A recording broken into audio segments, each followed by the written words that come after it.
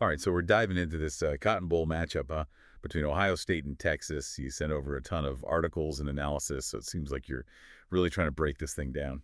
Yeah, absolutely. I mean, this is a real puzzle, and it's one worth solving. You got Ohio State. I mean, they look like a legitimate national championship contender right now, just firing on all cylinders. And then you have Texas, who's had a bit of a roller coaster season. So, it makes you wonder which version of the Longhorns are going to show up. Yeah, and that's the question, right? Yeah. Can Texas's defense, I mean, they're known for being tough.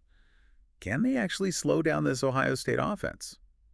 I think that's the million-dollar question right there. We've got to take a look at both sides of the ball, I'm to saying. see if we can come up with an answer. And I think we got to start with what everybody's talking about, and that's Ohio State's offense. I mean, they've been putting up crazy numbers in the playoffs, averaging over 40 points a game. Yeah, and I mean, it all starts with their quarterback, Will Howard, Yeah. playing lights out. He really is. And it's actually fascinating because he's a transfer from Kansas State, Hmm. where he was good, but not this good. And it seems like the move to Ohio State and, their system has really unlocked something in him. So it's not just talent then, right? It's Yeah. the fit, the coaching, the whole environment. Exactly. And then you add this freshman wide receiver, Jeremiah Smith. I mean, he's putting up numbers that would make veterans jealous.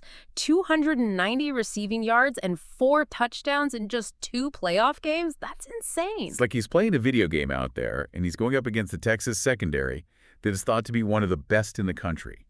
That matchup alone is worth the price of admission. For sure. Strength against strength. Texas has got the Thorpe Award winner at linebacker, Jalen Ford, and the versatile Jadae Barron, who can play corner and nickel. But even with that talent, can they cover a receiver like Smith, who is averaging over 20 yards a catch in the playoffs? That's a huge question. And it's not just Smith, right? Mm. I mean, Ohio State has a balanced attack. Their running game is no joke. Yeah, you're right. They can hurt you in multiple ways. But what I think is interesting is Texas's coach, Steve Sarkisian, he's known for wanting to run the ball too. The problem is they've struggled to do that against tougher opponents. Their offensive line has been a bit of a weak link. So if Texas can't get the run game going, they might be forced to rely on Quinn Ewers and the passing game. But how much can he really do against this Ohio State defense? I mean, they've just been dominant in the playoffs, holding opponents to some crazy low scores. Right. And that Oregon game where they held them to negative rushing yards, that's wild. It really shows how well their defensive line is playing. Guys like Jack Sawyer and JT Tuimoloau, they're causing chaos in the backfield. Yeah, if I'm Quinn Ewers, I'm looking at that Ohio State defensive line, and I'm a little worried. He's got every right to be. Ewers has shown he can be brilliant, but he's also prone to making mistakes, especially when he's under pressure and forced to throw deep. Ohio State is going to be looking to exploit that. So you've got this unstoppable force, right? Ohio State's offense going up against this immovable object. Texas's defense.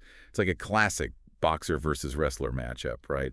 Do you try to outslug them, or do you try to grind it out in a low-scoring game? That's a great analogy, and I think that's the real question for Sarkisian. Can they figure out how to slow down Ohio State's offense? Because if they can't, they're going to have to play catch-up, and that's a dangerous game against a team as talented as the Buckeyes. Okay, so we've painted a pretty clear picture of Ohio State's strengths on both sides of the ball. Yeah. But where does Texas have an edge? I mean, they have to have something going for them. They beat Clemson in the quarterfinals. I mean, that's a top 4 seed. They're not in the Cotton Bowl by accident. Nope. They've proven they can play with the best. Sure. So what have they got? What's their secret weapon? What can they do to give Ohio State trouble? Well, for one, they've got a coach in Steve Sarkisian who knows how to win big games. Remember when he was offensive coordinator at Alabama and they beat Nick Saban in Georgia in 2024? The guy just has a way of coming up with creative game plans and making the right adjustments, Okay, so you can't count Sarkisian outright. I mean, he could outsmart Ryan Day, even though Day has been in this position before, and he's won a national championship. Exactly. And don't forget about the X factor, the home field advantage. Right. I mean, technically it's a neutral site, but the game's in Arlington, Texas. It's Longhorn territory. Yeah, that crowd noise could be a real factor, especially if the game is close. Those fans will be loud, and they'll be ready to rattle the Buckeyes. There'll be a 12th man, for sure. And, speaking of momentum swings, we haven't even talked about special teams.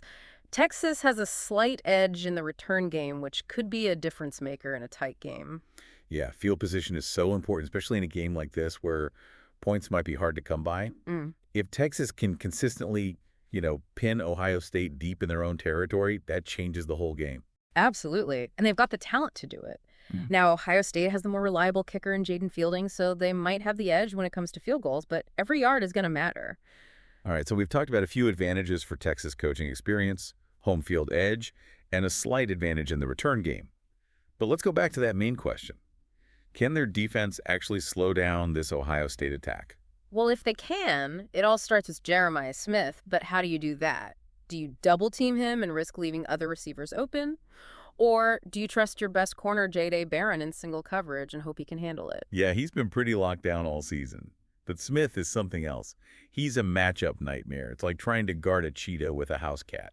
I love that analogy. And even if they can somehow limit Smith, they still have to deal with Will Howard, who's playing with so much confidence right now. And remember, he's got experience playing against Texas from his time at Kansas State. Oh, that's right. He faced them twice, didn't he? He did, although he never actually beat them, so there might even be a revenge factor for Howard, you know? Yeah.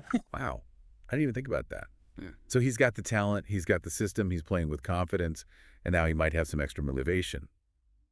That's not good for Texas. It definitely adds another layer to this game, but Texas does have one weapon that could disrupt Ohio State. That's their pass rush. Yeah, they've got Colin Simmons and Anthony Hill Jr. coming off the edge. Those guys could be really disruptive. They can, and Ohio State's offensive line has had some injuries. You know, they've had to move some guys around, and it's not clear if they've found the right combination yet. So if Texas can get to Howard, rattle him a little bit, force him into making some bad decisions, maybe they can create some turnovers. Exactly. Turnovers will be huge in this game. Whoever wins that battle will have a big advantage. It's going to be fun to watch Ryan Day and Steve Sarkisian go at it.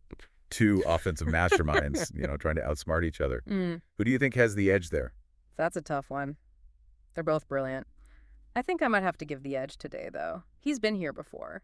He knows what it takes to prepare for the playoffs, and he's good at making adjustments in-game. Yeah, and plus he has more experience with these players, right? Sarkisian is still fairly new to Texas, and he's had to work with a lot of new guys this year. That's true.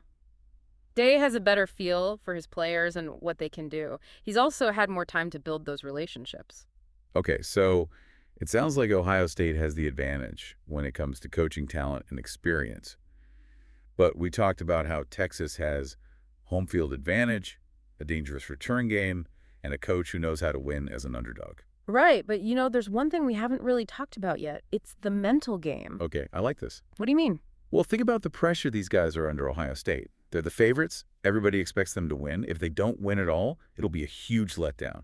That kind of pressure can really get to you. They can't get caught up in the hype or start looking ahead to the championship game before they even beat Texas. Exactly. And then you have Texas, the underdog, playing at home in front of a crowd that wants an upset. That can be a huge motivator, but it can also lead to mistakes if you're not careful. So both teams have their own mental challenges. It's like a mental tug of war. Love that analogy. It's a battle of wills, a test of who's mentally tougher.